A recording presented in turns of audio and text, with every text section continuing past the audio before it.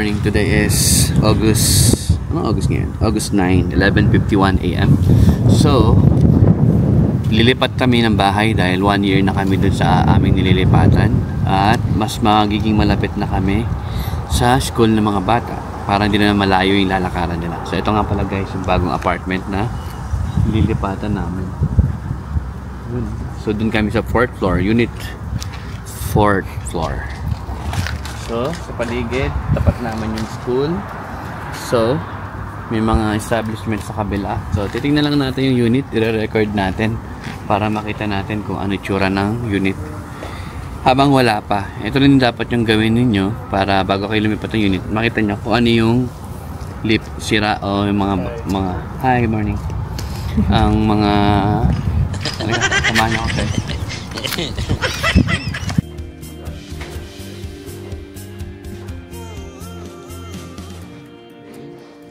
Enter. Yeah. Can you open that? This is functioning, right? Yes, everything is brand new.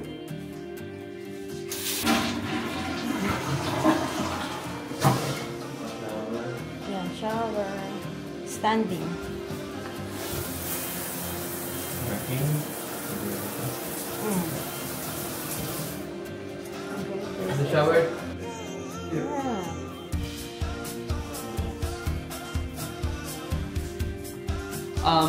The heater is also working. Yes, it's also working. Is there an aircon on the? No, I see. Only heater. Yeah, but I recommend that you on this ventilation. So put it on like it has 5 cores. So put it on 5th one. So this is a new feature, like it will circulate your air and that's your own air, not connected with the oven. So it will filter it and come back. Okay. Do I need to change the filter or no? Not now, like it's a new building. So After 6 months now. I'm like thinking about that. Okay, good. 1 year. Oh, 1 year, okay. So it's like an extra room with that. Yeah. Storage. This one. What's this? Oh, The control.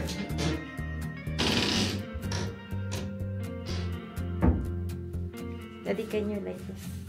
Yes. We're just filming again.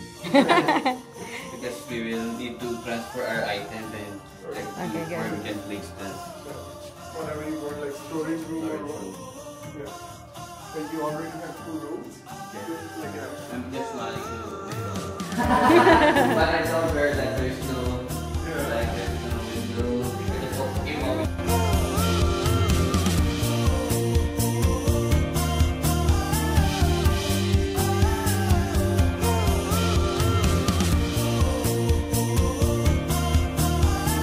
Okay, let's go here. it's like a master bedroom with the washroom. Yeah. Guys. Nilinis na mo siya dyan.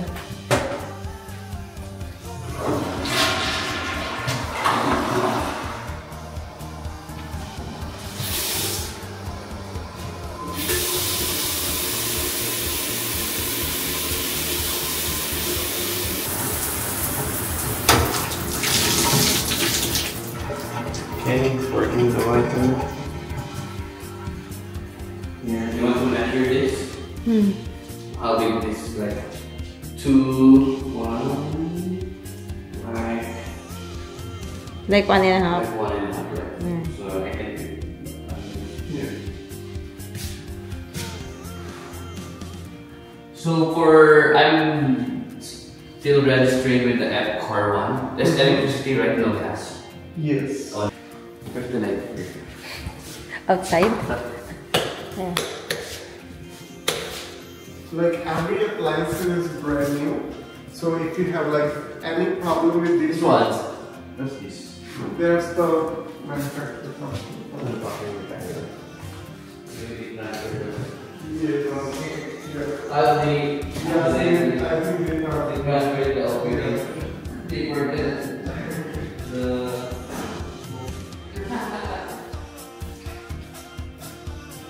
There's free ice cream?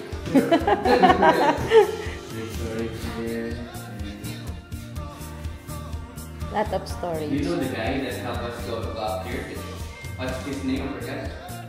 The guy wearing the blue shirt with the dog. The Darren?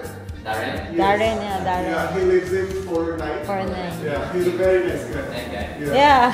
Because when we came here at the ground floor, oh, you're looking for Noor? Yes, we are. He knows already. That's right. Oh. They are in ready areas.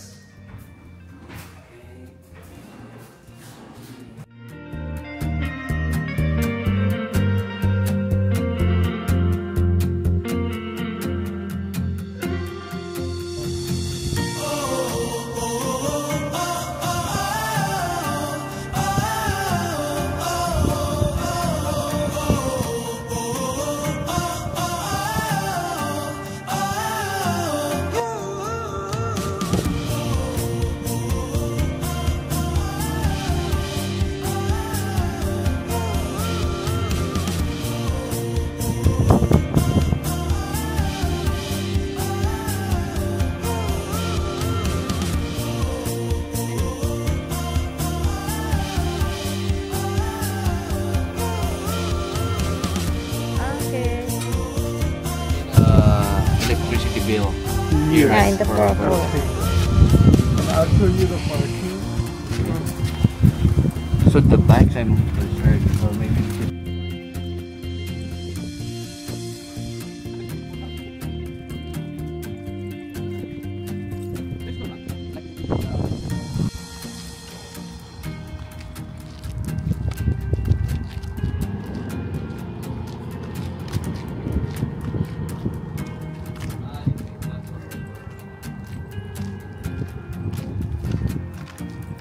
Okay.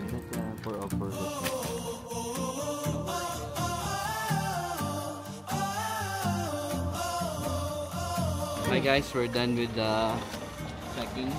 So let's go inside the car now. Walkthrough. Wala naman kaming issues pa na nakita. Mabango naman yung unit, malinis. Maganda yung pagkakalinis nila at pagkakapintura sa paligid. So far, wala tayong concern. Pinakita niya sa atin yung buong unit and kung saan tayo magpa-park sa likod. At yung mailbox at yung kung saan nilideliver yung Amazon na pag-in-case na magpapadeliver tayo. So, yeah. So, sabi nila, para ibigay sa atin yung pub key and yung susi ng bahay, kailangan muna tayo magbayad ng kalahating buwan lang kasi kalahating buwan lang tayo dito for the month of August. Pero pagtapos ng September, doon naman tayo magbabayad ng buwan para sa September. And syempre, para sa kanila, hindi ko rin sila, kailangan natin magbigay ng debit. Ang tawag doon, auto deposit form or void check para i-deposit. Mag-auto debit doon sa sa form. So ayun lang guys. So tingnan natin yung bagong kabanata namin dito sa bagong apartment namin. Tumaas ng ng kaunti yung ang aming monthly, pero lumapit naman kami sa school. So yeah, maganda yung unit and dati sa basement kami, ngayon sa 4th floor na kami. So yun lang guys, we're just documenting our experience here in Canada, and if you would like to know more sa mga buhay Canada, just click the like button and subscribe.